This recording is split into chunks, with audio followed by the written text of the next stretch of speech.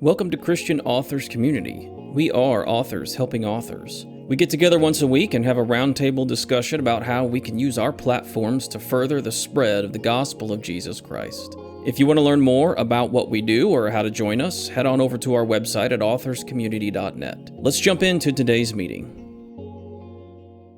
Good to see you all. I think I know most everybody here. If I don't, my name's Gordon Duncan, and Tom and I are in partnership here. And then I own a marketing and coaching company called Capitalized Marketing and Consulting.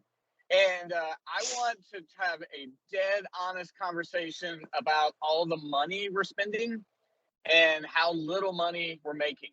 So we just want to be honest with that. And I want you to envision a future where you sell 36 copies and make nearly $4,000.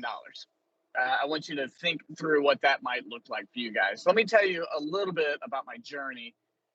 I was an English teacher, came out of college in 93, and I published my first two books in 95 and 97. They were poetry books. I was a high school English teacher, so I fashioned myself a poet. First one was just a collection of poems. The second one was a collection of haiku for my wife at our 1 year anniversary, and literally printed them through like Word 93, went to a printer and had them physically printed and then sold them to people, out of the trunk of my car, and did some poetry gigs and played guitar in coffee shops. It was wonderful, sort of a just sort of that era in the 90s when coffee shops were booming and I'd play guitar and read poetry. It was a lot of fun. I think I covered my costs. I didn't print a ton of copies. We used to call those chap books back then, CHAP, chap books. Some of you guys have been doing this long enough to remember that.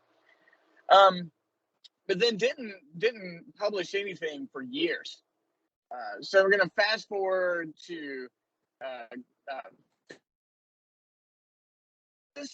and I finished that in 05 and published that. And so that's in seminary. And I got a little bit of that bug again, actually writing something and seeing my thesis in a hardback book and knowing that it was in a couple of seminaries. And by the way, I think my thesis is dreadfully written. When I go back and look at it now, I just shake my head. It was so verbose.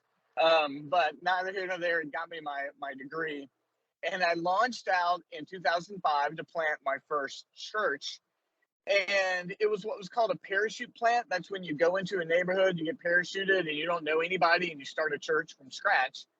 And so because of that, I was a bivocational church planter, meaning I needed a second income to plant the church. And my primary income was I was consulting with eye doctors, because I had become a manager of an eye clinic, and that's how I got through seminary, was consulting with eye doctors.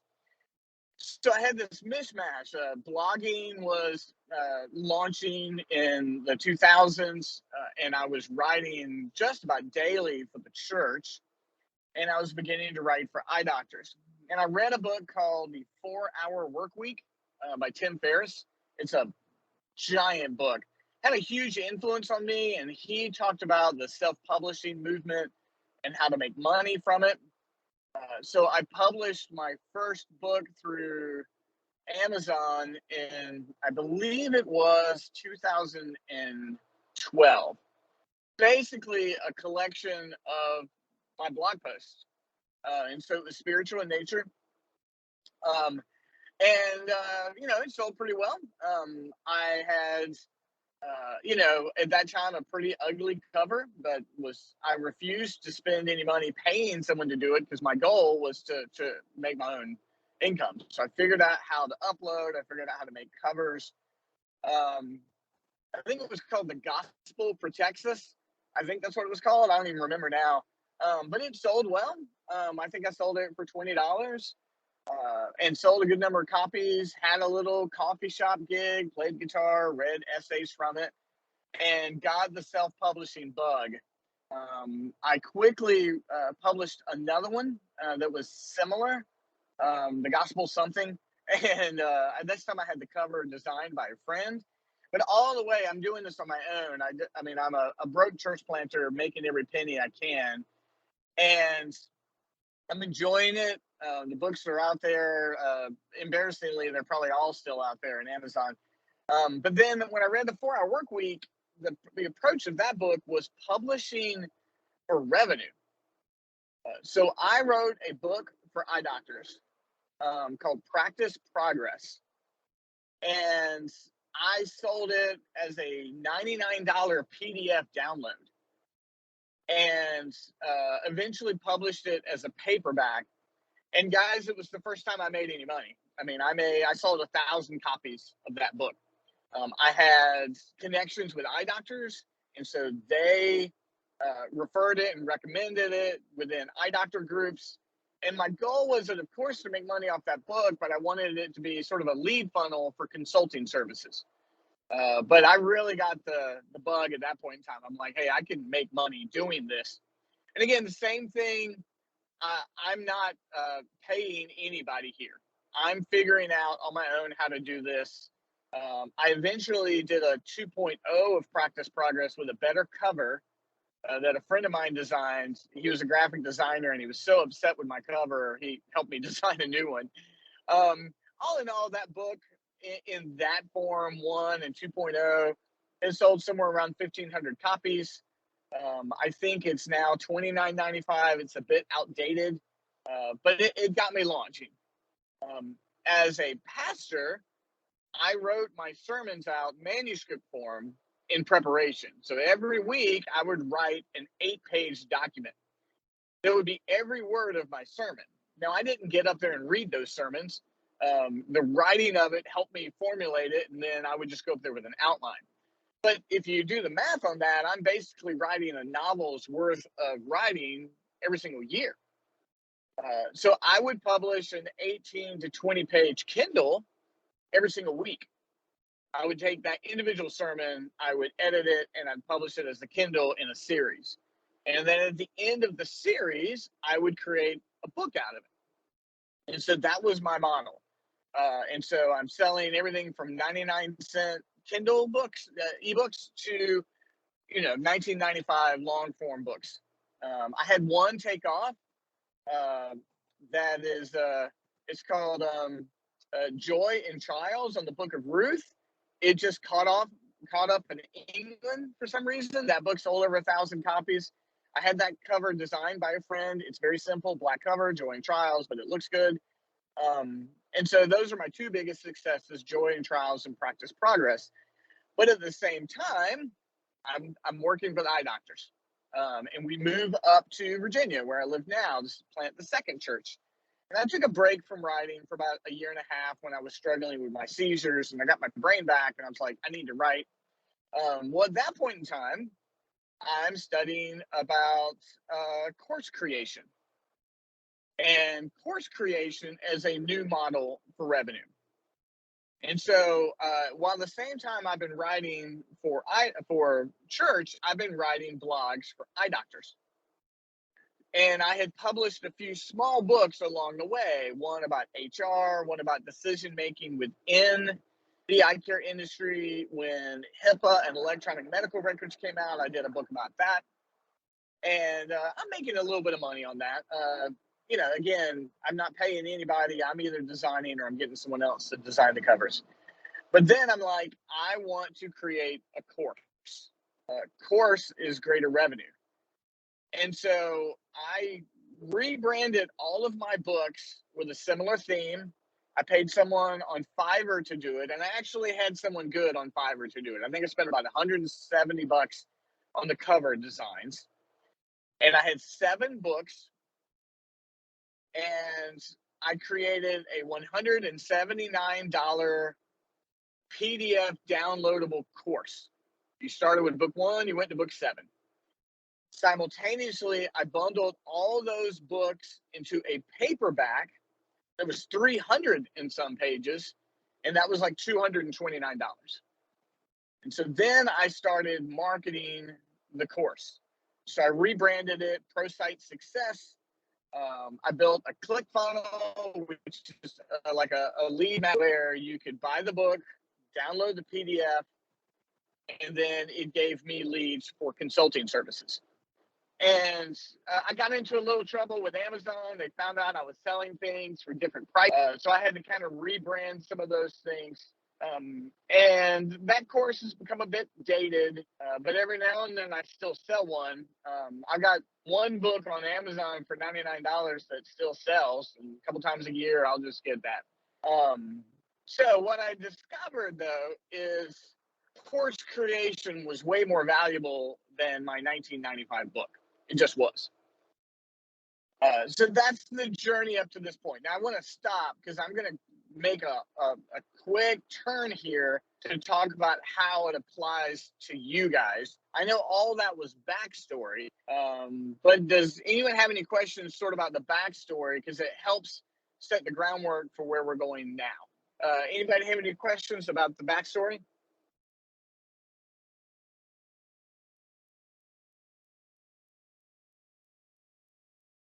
I'm doing a great job. I'm clear. Okay. So let me hop back in then. How many of you are regular blog writers, devotion writers, or pastors who have written sermons? Do we have some folks? I know Nancy is. I can't really see any more hands. I know we've got some folks out there. Well, you're sitting. What's that? I think I counted about 4 or 5 hands. Great. You guys are sitting on a gold mine. You're sitting on a gold mine. You really are. Now, I know the reality of book publishing presently. One, because I've helped publish books for people, and I know some things you guys have shared. It is not uncommon to spend $10,000 with a company. They're going to edit your book, and they're going to create a great looking cover. They're going to require you to buy X number of these books on your own. And they're either going to do some marketing for you or provide marketing for you. $10,000 is not uncommon.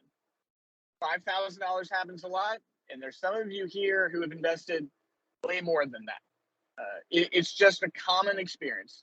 I do agree. And looking back at some of the things I've published, you've got to have a professional looking book. That cover doesn't look good on Amazon. A lot of people are going to look, that looks homemade. And so you're either having someone do it or you're learning how to do it. The front, the back, the spine, all those things are essential. We get so little time to get someone's opinion or to get them to want to buy your book. So we're going to talk dead honest here, and I don't want to hurt anybody's feelings, okay? In this group, I know that Tom has made money on his book, even though he's never told me that. I think he has, with the number he sold. I've made money on every book I've ever published, but that's because I've hoofed it and done it myself. And I don't know how many else in this group can say, if I did true accounting and treated my book like a business spreadsheet, I know I made money on my book. It's probably a handful. Now, there is a calling as Christian authors that we have to put our books out there. And the calling is about impact. And it's about faithfulness to what God has called us to do, of course. The reality on our end is figuring out, how much longer can I keep losing money? If you have a book that you're getting ready to publish and you haven't published anything yet, the question is, how much money can I spend?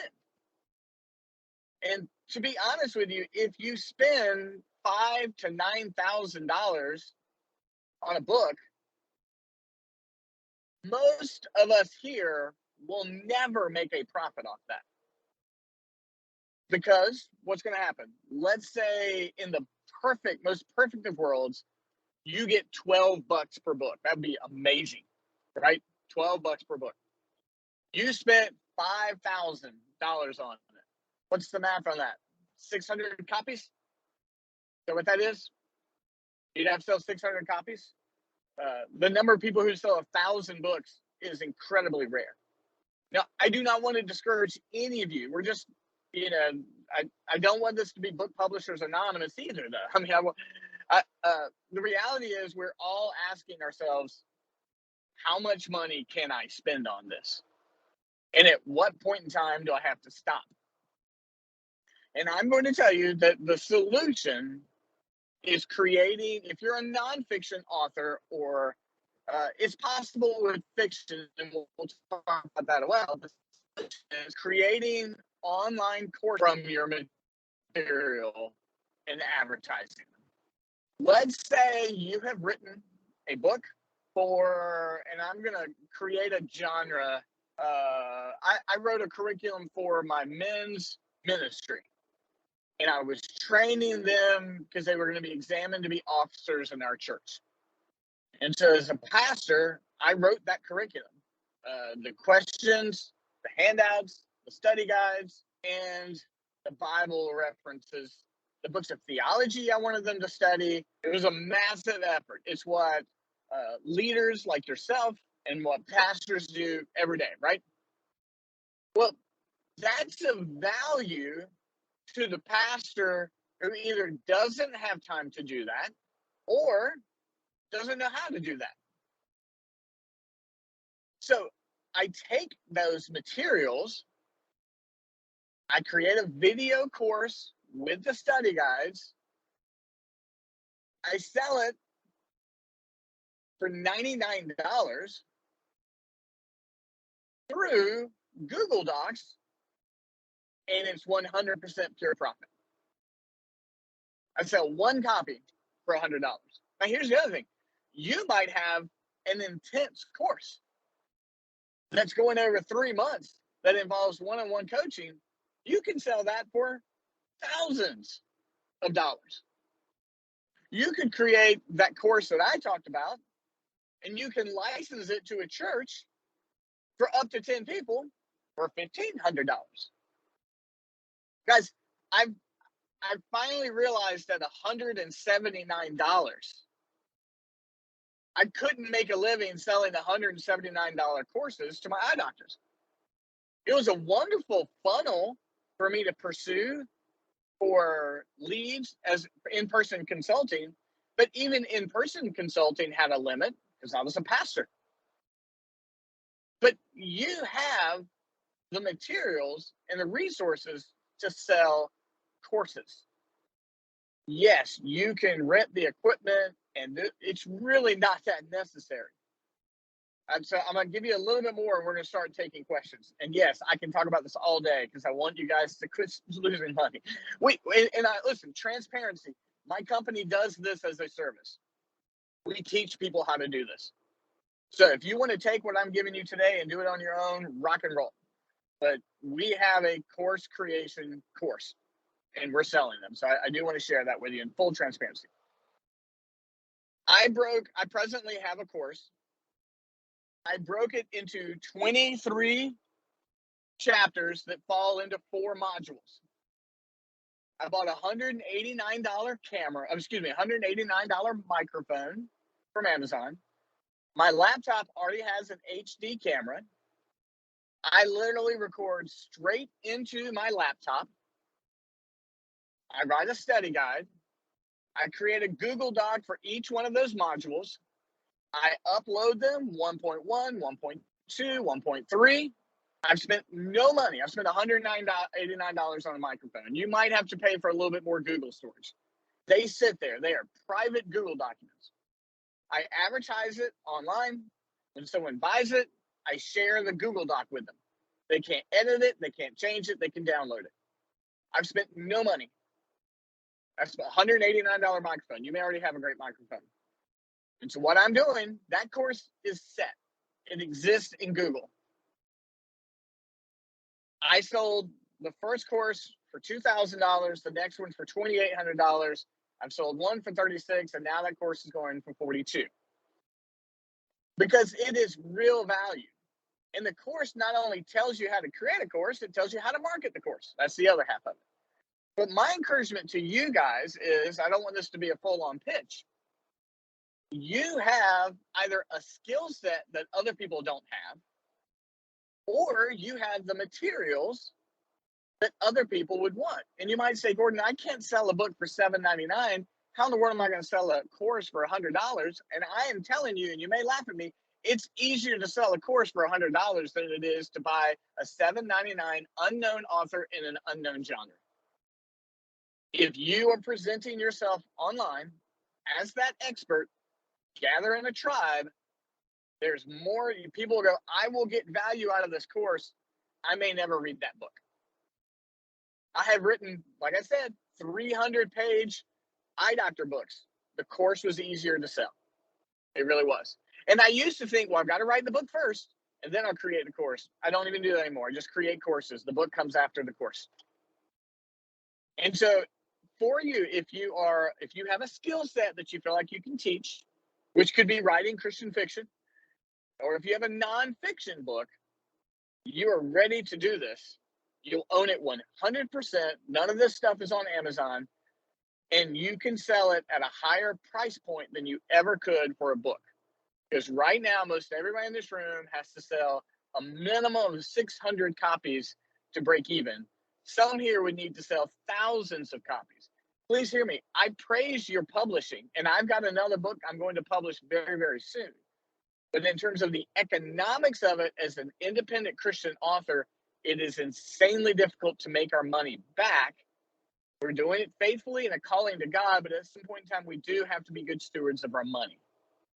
Let me stop here, and I will take any questions, and I got a lot more to talk about. Nancy, if you could kind of moderate for me, that would be great. But how can I answer any questions for you?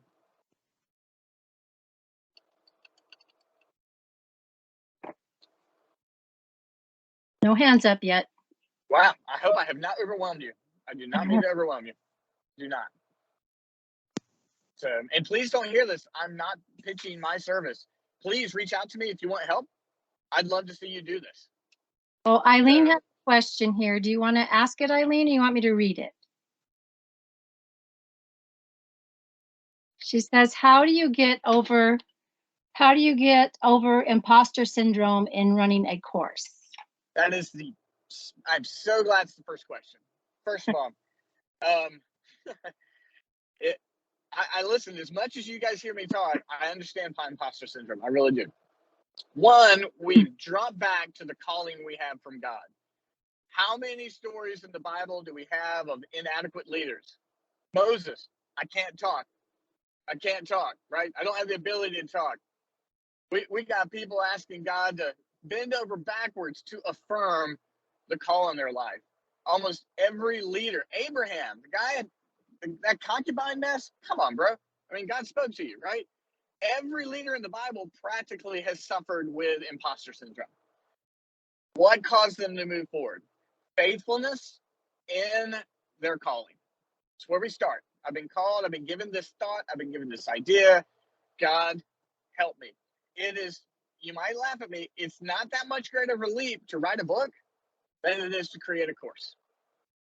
And so if you can help, we've talked about this many times. If I can just sell one book, I will feel like I've done a good job. Well, you can do that with a course too. You're just not going to go broke doing it. And so if you've got a skill set, if you've got a book, you've been called to do it. The course is just the next step. And then you guys are so studious. You're so conscientious. You do it well. Give yourself a timeline, give yourself a deadline and do it. But we start with our calling from God and know that you are in the company of Moses if you're worried about imposter syndrome. You really are. But there's someone out there who goes, you know what? I've always had, like for me, I've always thought maybe I could create a course. I see all these people, and then they make it, and then all of a sudden they're seeing changes happen. But I totally understand, guys. Imposter syndrome is real. We just remind ourselves of our calling and the work of Spirit in our life. And then we just take steps of faith. So that's a great question, Eileen. Thank you.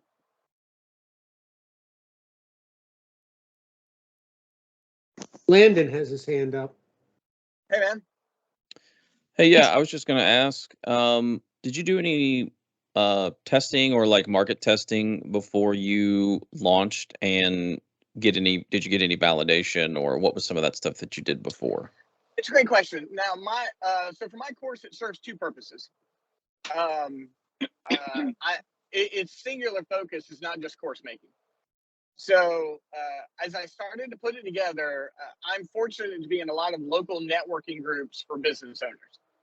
And so I started running by them the idea I had, because a local business can take the course I've created and increase their revenue.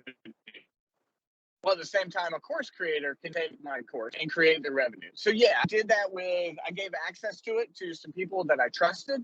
I got some mentorship in this area, shared it with other course creators, and it came back validated. But I also trusted, hey, I did this once with eye doctors.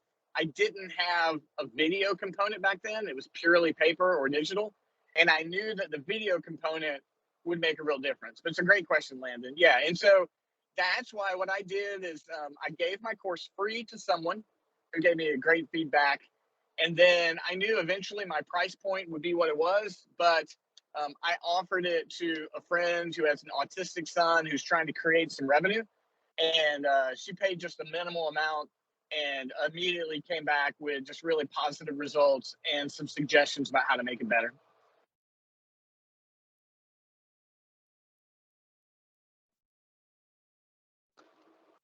Anybody else? I hope I haven't overwhelmed you. Tom said I had a lot of energy today. I really hope I haven't. So. How many cups of coffee did you have?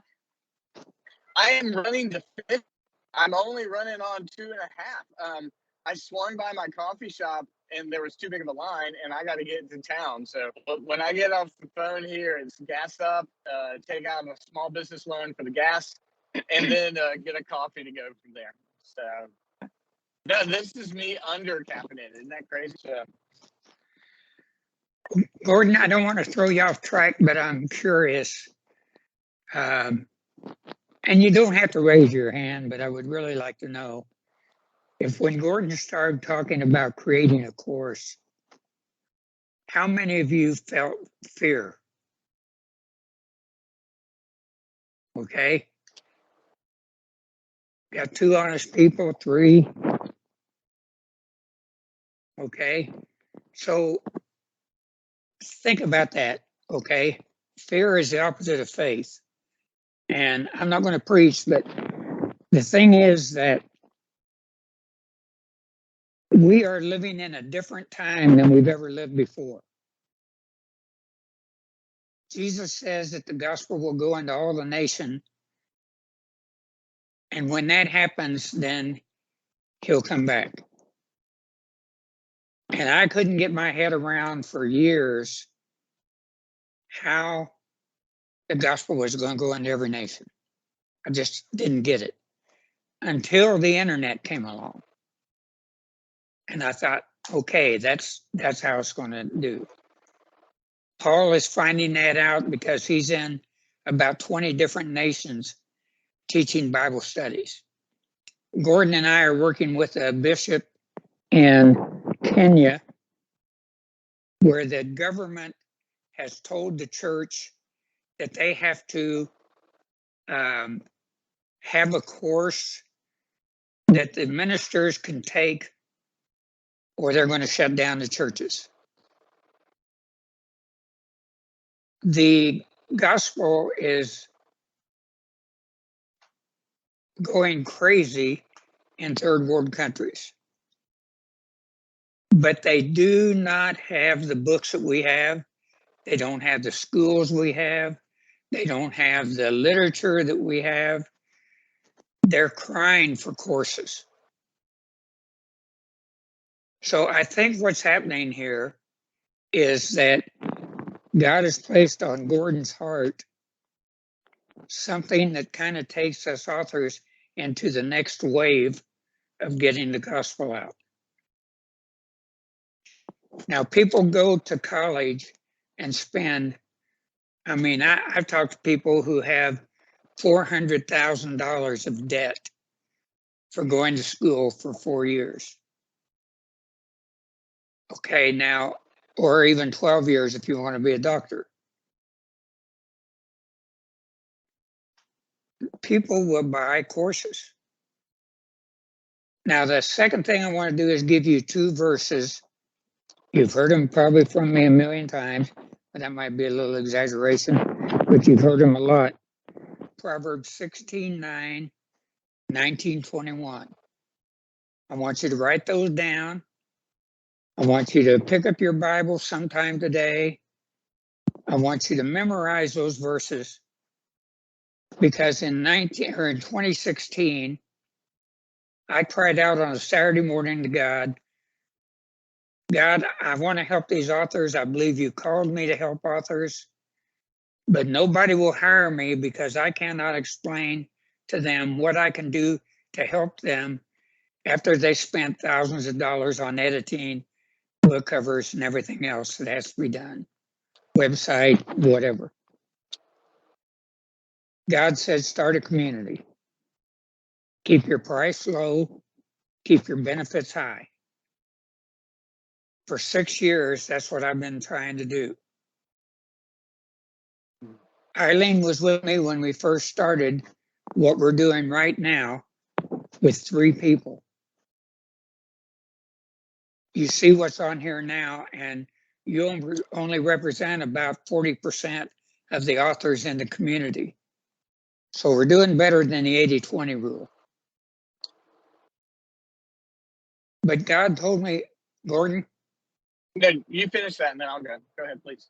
okay, God told me these 2 verses back in 1994 when I was trying to figure out God's will for my life. I understood what the Bible said, the commands, the 2 great commandments, but what was I, Tom Blubaugh, as an individual Christian, supposed to be doing with my life to further the spread of the gospel? Within 2 days, he gave me these 2 verses. Proverbs 16:9 says that I plan, he directs. The one that really blew my mind was 21:19, I think it is. And he said, you'll have ideas, but my purpose will prevail. And when I realize that I plan and have ideas and he directs my steps, he promises me his purpose will prevail.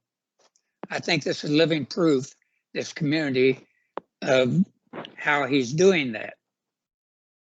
But what I'm telling you is I sat back in my chair and I said, God, is it that easy, really? And the message I got back was easy, no. Simple, yes.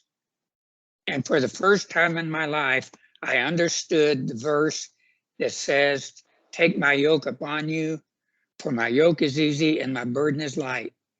Because I sat in churches and heard pastors say that and said in my heart, it may be that way for you, buddy, but it's not that way for me. And so God showed me how that works. So if he is speaking to you about doing a course, your job is to plan and to have ideas, which most come from him anyway. His part is to direct your steps and make it happen. Tom, let me give you a couple of, is that okay? Can I hop in? Yes, yes. Let me give you guys an example, and then I'm going to literally give you an outline of how to do this. Okay. So I know we have several writers here who've written, however you want to say it, end times prophecy, apocalyptic literature, however you might want to say it. And so we've got several faithful writers here. Most people don't know the history of end time theology. And then most folks have a sense of maybe the present view of end time theology. There's several of them and how it applies. But if you wrote a course and said, okay, listen, the history of end time theology in the church is preterism, partial preterism, amillennial, historic premillennial, postmillennial, up to dispensationalism with Darby in the late 1800s, and here's how we got there. Folks would have interest in that. You know, they're like, oh, I wasn't aware that there was a history of different theology approaches, and then how did we get here today? And then what's one that's most biblically faithful? Right? I mean, I'm thankful to use my $5 seminary education vocabulary there for a minute. But people were like, I didn't know there was a history of that. Creating that video series, going into the explanation of what those things are, and then going into the biblical proof of where we're at today, there's value in that. There's great value in that. I know people who create courses off their home skill sets. When I was pastoring and planting, my wife and many other wives, chose to stay home and sold things that they created, and now I've gone on to make courses out of it. I mean, there's a value. Right now, we live in an education environment where people are very willing to pay experts to help them. And so that is what Tom's talking about. It's that environment. But when you have a gift or a skill set, if someone's ever said, how did you learn that? Or what is that? Then you've got the opportunity to take what you've done and communicate it to others. But if there's no questions, let me give you the outline of how to approach something like this. And this is literally the outline of what we do in our course creation course. Okay, so I'll just give you that. Paul had a question. Did you have a question, Paul? Did you have a question, Paul, still? Not really. It's just a verification of something Tom said. From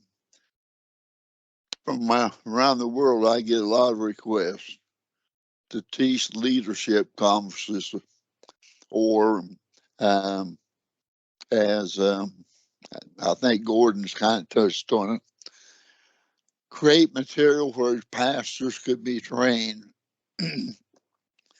Because again, and this is repetitive, there are a lot of places in the world that pastors, they can't afford to get a theological education, and they need help. I'm not sure I know how to do it. I've just been teaching Gospel of John and the Beatitudes. But yeah, it's extremely important. Go ahead. Thank you.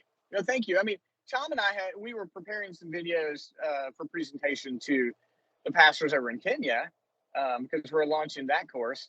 And I did Tom, what was it? 6 minutes on the nature of the four Gospels and the audience of the four Gospels. There's folks who may not find that information anywhere else. And there's great value in it, and it's finding it. So let me hop into my outline, and I'll talk about how you find those audiences, if you will. And again, don't hesitate to interrupt me. And so this is the outline we use in our course. Take it and do what you want to with it. I've used these 4-point outline with you guys before, and it was me formulating the course in the background, and I was testing you guys on it one day. So old pastor, it's 4 points that all begin with D. So definition, determination, destination, and then daylight. So in that first one, it's really all about you. Who are you? Who are you? What's your area of expertise? What are your goals in doing this? It's very, very important. You got to know who you are. If you're going to present yourself to the world in any sort of marketing, you got to own who you are. The next one is really, really important. Determination. You do two things there. You determine who your ideal client is, or your ideal reader, or your ideal, like all the way down. Ours has an age range, a gender, and a workplace environment. Like for my company, we know if I put something online, I ask myself, will Jenny like this? My wife named her Jenny. It's fine. So my target client's Jenny. And so, by the way, I let my wife pick the name. It's very smart of me. Okay. I'm trying not to drop the call because it's so hard to get back on. Am I back? Yeah. Okay. You guys, I see movement. Okay. So in determination, you're determining your avatar, your ideal client, and you're getting the outline of the course created in that second one, okay? You with me? Are we there? All right, great. 3 is destination. And that is creating a marketing plan. That is creating a marketing plan. And so I know that we've offered tons of marketing resources here. In our course, we lay out exactly how to market this. It's a very specific way to do it. We do it very similarly as Tom. We do it through Facebook groups. You can do it through LinkedIn group. But you've got to have a marketing plan for it. And really, for most everybody, you've only got to sell 2 copies. And then daylight, you have got to create a plan on how this will continue once you launch your course. You don't want to just let it die and then you're on to your next project. The absolute most important things for you guys are that middle ground. Your ideal reader, ideal course purchaser, creating the outline, videoing it, and then figuring out how you're going to market it. You don't have to sell 600 copies anymore because you've got something that actually has a price tag that pays for itself, and you are not giving Amazon any money. That's the pathway. Nancy, you guys still there? Yep, we're here. Okay. Any questions? That's what we walk folks through. Anybody have any questions? Yeah, I'm waiting for my hand to go up, but it's not. Can you hear me? I can. Okay. How you doing, Gordon? I'm fantastic. Thanks. Yeah, you broke up quite a bit discussing the daylight Sorry. portion of that. Can you kind of reemphasize some of your key points with what daylight indicates? Yes, daylight is creating a system where you are continually marketing and growing. Our system is, so my course is called Capitalize Your Best. That's what my course is called. I have a private Facebook group called Capitalize Your Best, where daily I produce a video reel and give content encouragement, and I run seminars within that group. It's similar to this right here. So I am constantly bringing people into that group. What Tom has done so well here, and now that we have a team to do it, is daylight. This group is constantly being fed. There's constantly good content going out there. And you have to create an audience that is just yours. No matter what, you've got to create your own tribe, whether it be on LinkedIn or Microsoft Teams or Facebook groups. I like Facebook groups. It's my personal go-to. Tom is an expert at Teams. I do 5 30-second videos in that group every single week. I do private Zoom seminars in there. I've created my own community. The only way to grow your courses is to create your own community. And that way your course continually has value. And so that's what I call daylight. Okay, so after your marketing plan is established, then you go into nurturing and building your group. Yep. And guys, so once you've got them, you keep them. That's right. And bring in more people. You can sell this course before it's done. You can pre-sell it for a price. Let's say you've got 4 modules or 5 modules. Man, you've only got to stay 1 module ahead of your students. You can start making money before you've literally ever finished what you're doing. You just got to stay ahead. And again, I hope everybody's comfortable. We never really talk the hard numbers here, but we've all spent so much money on our books. And I want to give you guys a hope that you can make some revenue on this. But yeah, you can pre-sell this and even start selling it even before the course is even done. Because in my course, I have 4 Google folders, module 1, 2, 3, and 4. I only give the module to someone when they've done, and then they meet with me, because mine is video and coaching. So if you do that, you just got to stay 1 module ahead. Now the course is done, it's set. I don't have to work. Now I'm only coaching people as they come into the group and they're creating courses.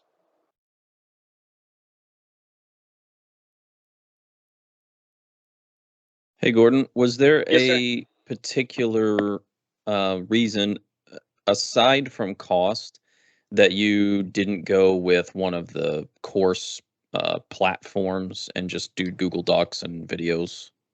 It's a great question. In June, I am rolling my course into Kajabi. It is an online course platform. It doesn't cost the student anything, but I do everything in increments. So I wanted to launch for free. I wanted to gain a certain amount of income. When I hit that income revenue point, I'm rolling over to Kajabi. So I've hit that revenue point. I'm now merging everything over there and getting comfortable with it. But with Kajabi, you'll be able to use it as an app and online. It's a little bit easier. But I'm presently learning that platform. But I wanted to launch for free. So that's why I launched with Google Docs. And there's a bunch of platforms like that. I just like Kajabi. But this is where this course will be going in the second half of the year. Yeah, makes sense.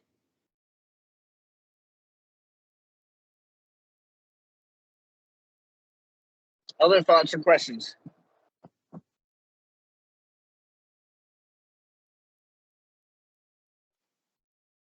I guess I have a That's it. question. Okay. And maybe I misunderstood, but are these courses always written, always video, or always both together? I recommend both. Okay. I recommend that you have a video to watch and a study guide. Like mine has, you'll watch a video. There's a study guide that goes with it, and there's homework with each video. And then when you finish a module, you send all of that homework to me, and we set up a one-on-one coaching session. So you don't have to do that, but I think for a price, you've got to have some one-on-one coaching. Now, you may not. You may say, hey, listen, this is a $79 course. It's all passive. I don't have to do anything with it. But then it's harder for people to finish it. I also recommend a time frame. So my course is either 90 or 60 days. So you get the content, but the opportunity for coaching with me ends after 90 or 60 days, depending upon which one you pay for. But I really recommend video. There's power in video. There really is. Okay, thank you. Mm-hmm.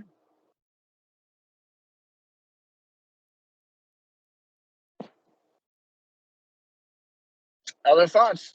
I'm officially in North Carolina. Eileen has a question on this. Can you spell the name of the platform you're going with? I think it is Kajabi,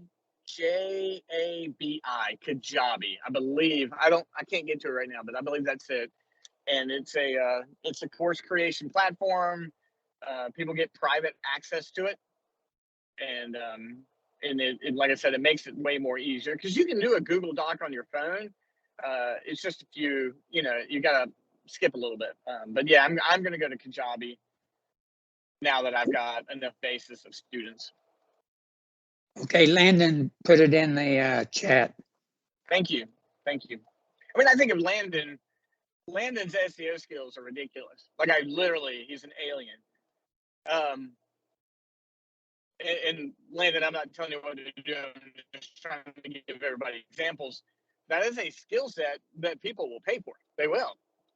They could pay for the course and the videos and the coursework, or videos, coursework, and then private coaching with Landon. There's value in that. There really is. Tom could teach one on LinkedIn groups if he wanted to. Tom could teach a ton, but he could easily create a course on how to grow a LinkedIn group.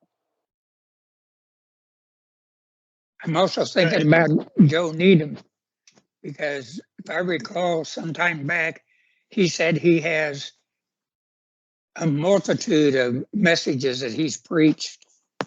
And we've talked about podcasting, but maybe a course would be even better. Yeah, really. I've got 17 years worth of sermons transcribed. Probably only an eighth of those have ever been published. I mean, I don't have time right now to create a Romans course, but I'd love to. I'd love to do a Romans course. I've got 2 more courses coming out this year, one for eye doctors and then this biblical course. But in this, guys, you've got to promise your people something. I'm not going to buy a course unless I'm promised something. If it's just information, I'll go to YouTube. Like, what are you giving me? Like, what's the promise? Like in our course, and guys, full transparency, my course is $3,600. I guarantee people that they will make their money back. if you do what I tell you to do. And you're like, how do you do that? And I'm like, well, I will stay with you until you do. But you've got to do the homework. Like you can't take the 90, 60 days and still be in module 2. But if you do what I tell you to do, you'll make your money back. So that means sometimes I disqualify people. They'll reach out to me and they're like, hey, can we work together? I'm like, I can't, you're in a multi-level network marketing, good for you, but I can't help you make $3,700. But that's what I'm telling people. Like, I will help you create a course. And when you're done, I guarantee you that you will have made more than you've paid with me. And then you've got a form of income going forward. Like, you've got to promise something in this course. And so it'll make you more scared at the beginning. It'll make you way more confident at the end. It really will. You're muted. Yeah, I was just you talking about John, and the Gospel of John, and I was just curious about that. I mean, like, people would be interested in like a course on a book of the Bible. They would be into that. Especially post COVID. Yeah, Mm-hmm. but what about John? That's the thing. What about John? So John was written in early 90s. Mm-hmm. It was addressing the beginning of the Gnostic movement as Gnostic movement moved into the church. Right. So that's the delay between the 60s and the 90s. But then if you say, listen, a course on the book of John addressing the Gnostic heresy and how those remnants are still found in the church today. Well, all of a sudden you've got a pastor who's like, you know what? I've been thinking that some of those Gnostic tendencies are in the church today. Mm-hmm. So if you make it insanely relevant, I'll be honest with you, if you're just going to say, let me tell you about John, you can get that. You can get that for free. Right. But if you're promising and delivering something, and that goes down to that avatar. Right. That thing if you know who you're speaking to, if you meet my need, I will pay any price. Mm-hmm. Your customer will pay any price if you can meet that need. They'll charge it, they'll borrow it, whatever the case may be. Okay. But you're right. There's got to be something more than just. And my avatar got worked over so many times. Goodness gracious, my mentor beat me up. I was like, okay, man, I'll keep going back. But if you're not speaking a specific language, no one understands you. Right. Yeah, but come on, all of us right now, what's going on in this world? You can take any book of the Bible and say, okay, you really could. You can take Romans and saying that the need for theological training in a church generation that doesn't have any theological depth. Boom. I mean, all of a sudden, no one goes, you're right. How am I going to help my church? Yeah. Men's courses, women's courses, singles courses, single moms at home who need a skill set that they can make money off of. It's all there, and people pay for that. You just got to get in their ear, and then you got to provide the goods. You got to deliver. Right. Okay. Well, thank you. Thank you. Sure. And listen, I've downloaded 1 million free courses. I've finished maybe one of them. Mm-hmm. There was no risk. There was nothing at stake for me. So Right. I charge for my courses. I mean, one, it takes a ton of time. It really does. But then you get students who are like, I'm committed. Right. Yeah. And I love the community that's being created out of it. I really do. So it depends upon the way. I mean, I'm trying to create a culture of coaching, and the tribe that's coming out of that's just a blast. Mm-hmm. Well, let me just say one more thing. What you all were talking about with, I think it was Kenya, about these pastors that have to take this course. It's not too terribly dissimilar in Uganda, and some other African nations are dealing with the same thing. And I've had, just like Paul, I've had a number of requests for, teaching stuff like that. So listen, that's and who's speaking? I can't see right now. Who is it? Joe. it was me, but I'm done. Joe. No, Joe. But listen, Tom and I are creating a comprehensive course with a certification program in it. I mean, Kenya's not asking me to be credentialed with the Southern Association of Accredited Schools, the largest accrediting body in the country. They're not. Mm-hmm. They need a certification program that's comprehensive. So we're creating it for them. And then obviously it'll be used for pastors in other countries, but Is there a use and a value for that here? Goodness gracious, yes. Mhm. Oh, yeah. And don't be shy to charge what you're worth. Don't be shy to charge what you're worth. I'm gonna try not to get gas while I'm talking to you. Not at all. I mean, it's fortunately there's not a line in Roanoke Rapids, North Carolina. Nancy, am I speaking next week? I'm sorry. No, you're 2 weeks from today. Okay, I can take this topic up again in 2 weeks from today, if you'd like for me to. Okay. And I can give you an example of how to do it. If you're interested in working with me, I will give a value program based upon being a member here, and I guarantee you'll make your money back. But again, you don't have to work with me. What I really want is you guys to be inspired to go create your own courses. You can easily create an outline of 12 lessons, create the videos, upload them to Google Docs, and start selling them yourself. But I made the investment in my own at the beginning of the year. It cost me $8,000. My mentor would not let me make payments. He was like, "Nope, if you want urgency, pay it all one time." Scared me to death. But the company bought it, and then I got my investment back in 45 days. So at some point in time, we have to ask ourselves, what are we going to do with the money we're spending? And there's I'll cast this vision for you. There are courses within you that people need desperately. And I want them to get them. So whether you make it on your own, or whether you work with me, or whether you go get another course creator, that's fine. But there are people who need it. And what Joe can teach them about the book of John is needed. And it is scary investing. Some of you guys have spent so much money, you're like, I can't spend another dime. And I understand that. But there is an opportunity for you to make a huge impact and begin making revenue based upon the wisdom that God's given you. So if you're curious, message me. Please don't message me on Teams. I'm sorry, I apologize. I'm wickedly awful for that. But find me on Facebook or LinkedIn and message me there. Or my phone number is, you can text me. I don't care. My phone number is 919-412-8161. That's 919-412-8161. You can text me. I can't create your course for you, but if you're interested in the program, I'll help you. I really am. So, Tom, is there anything else before I get gas? If you guys are hanging around, I'll be back on in 15 minutes, but I got to hop away right now. Bill, did you still have a question? Your hand is up. I just wondered, Phil, if you still had a question. No, okay.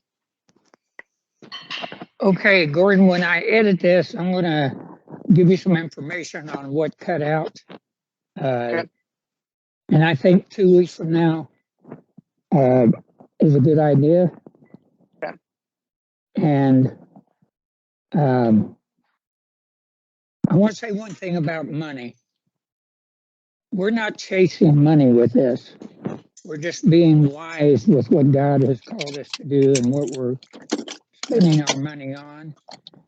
And one thing I've learned in 25 years of financial planning, if you give away something free, even if it's a Bible study, it really has no value. If you go into a store to buy a product and it costs $1, chances are you're not going to buy that product because you know it's not going to last. And so we're just dealing with